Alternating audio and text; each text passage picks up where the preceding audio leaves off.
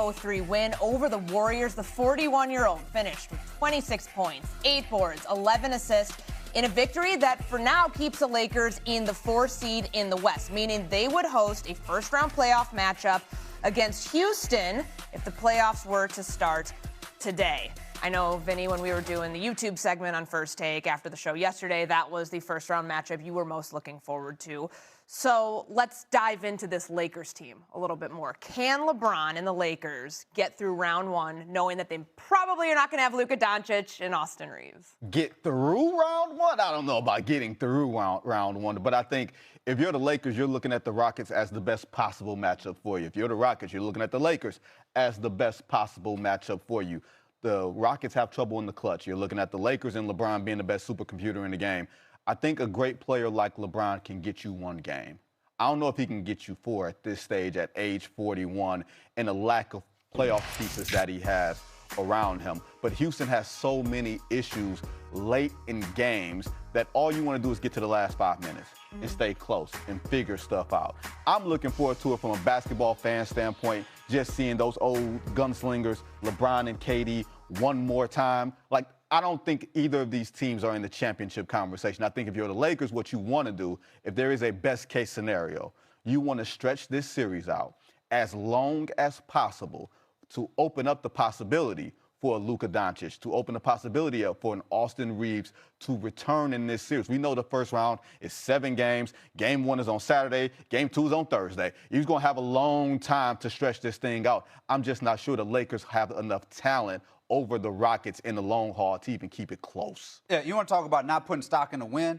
Lakers played against a bunch of creative players for that Warriors last night. It was like who he played for All-Stars that LeBron and them beat. So putting 0 stock in that game whatsoever. Because when we come playoff time, that Lakers team does not stand a chance against anybody in the Western Conference. And I know that the downfall of the Rockets that we can already foretell right now is that they're going to lose a bunch of clutch games in the playoffs. They're going to lose a series with the feeling that we should have won 3 or 4 of those games and we blew it come clutch time. The problem is when you play the Lakers, you're not going to have no clutch games because the Lakers do not have anybody. When you don't have Luka Doncic, when you don't have Austin Reeves, those games are not going to be close. Because one thing that we learned from J.J. Redick, unless he's improved on that, last year, he's going to play LeBron James 40 to 45 minutes, and LeBron James is not going to be able to maintain that level of play he had last night against that Warriors team, against a Rockets team, when their full defense is focused on that dude. When you're throwing Amen Thompson on him, when you're throwing all these other guys at him, doubling him, making him work on both sides,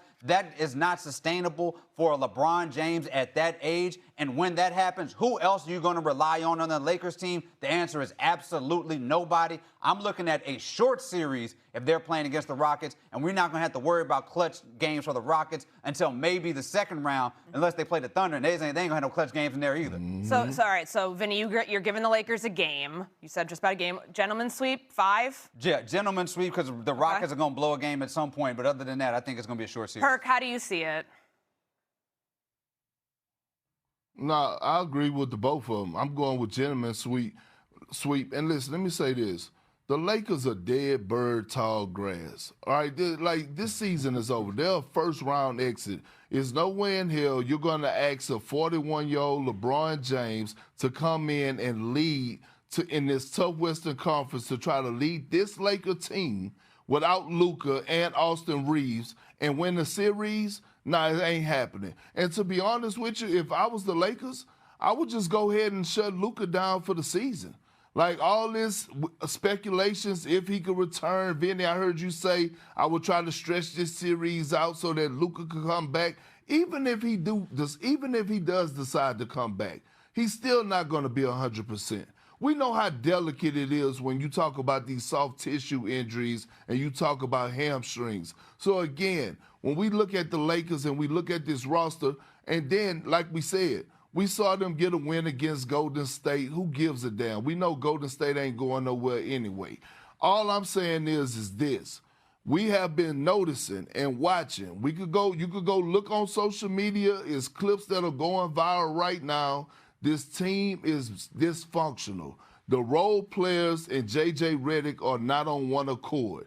J.J. Redick has been calling out his role players time and time again. From DeAndre Ayton, we saw him and Jared Vanderbilt getting into it. So, again, it's a lot of dysfunction in that locker room. Does J.J. Redick have the ears of his superstars when talking about LeBron, talking about Luka, Austin Reeves, a young star on the rise? Yes. But the others are there that's available for him right now. And when you talk about going against a Rockets team that's going to hang their hat on the defensive side of things, that has the defensive personnel, I'm looking at a gentleman's sweep, or they possibly could get swept.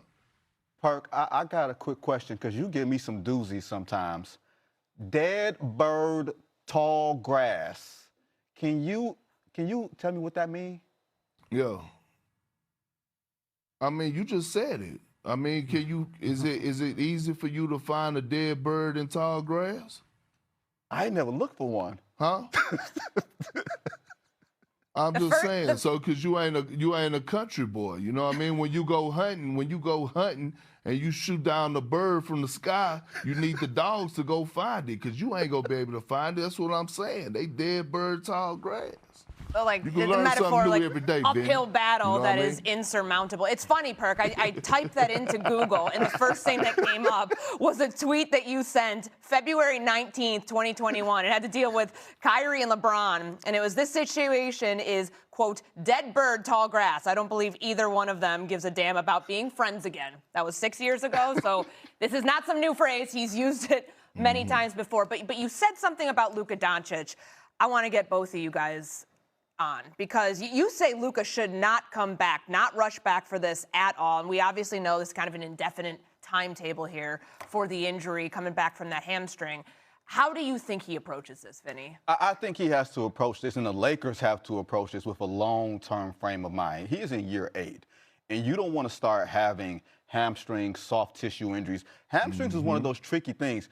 Once you start having hamstring injuries, you don't stop having hamstring injuries. It's like having a bad back. You've never met somebody who used to have a bad back. You meant somebody who got a bad back. And I don't think for the Lakers in their long-term future and how they're going to build a post-LeBron Lakers franchise, how much they can invest in a playoff series with very little return. I understand Luka's getting a second opinion and everything else, but the Lakers have to be the adults here, I think, and prevent Luka from doing further damage to himself and the franchise long-term. Yeah, this is a long-term thing. This is next year is the hard launch of the Luka-Lakers relationship. These last 2 years have been the soft launch. They be posting on Instagram with the hand. You always see the hand, there's a couple drinks. It's soft launch because now it's going to be interlock. Now it's going to be interlock hands. Now you tag the other person. Now it's a hard launch of the relationship because now this is officially straight up Luka's team post-LeBron, right? And now you are in earnest building your championship squad around Luka Doncic. You do not want to have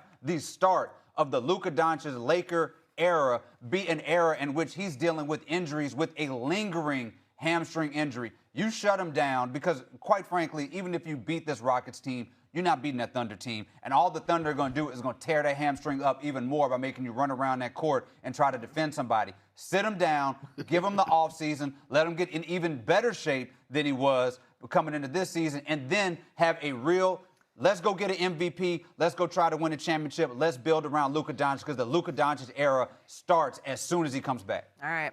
It's funny, Perk, you mentioned how J.J. Redick's calling everybody out, bench players, starters. DeAndre Ayton, the guy he said couldn't catch the ball the other day, 21 points, 5 boards on 9 of 11 shooting. Message received, maybe? I don't know if DeAndre Ayton's just second best player. That's a problem. All right, big news in Philly. Joel